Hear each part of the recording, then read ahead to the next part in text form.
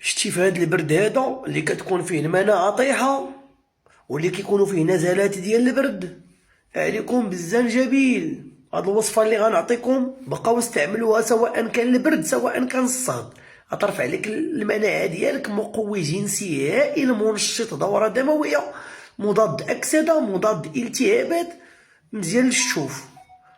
عندكم الحامض والزنجبيل، عصير الحامض مع الزنجبيل محكوك وزيد عليه شي شويه ديال الثومه محكوكه، شد الثومه وحكها وديرهم كمشروب وشربهم. الا بغيتي كاع تسرعها خرقوم ديال العود، واحد المعلقه د خرقوم ديال العود انكرويابل. دوك الناس اللي عندهم الروماتيزم واللي عندهم التهاب المفاصل وزوين حتى الامعاء، يعني حتى الناس اللي عندهم الفطريات واللي عندهم الكانديدا واللي عندهم جرثومات المعده، حق ربي لا افيكاس. هي ما تكثروش في الحامض بحال دوك الناس اللي كضرهم المعده، وهذا الحامض ديما خفوه بالماء.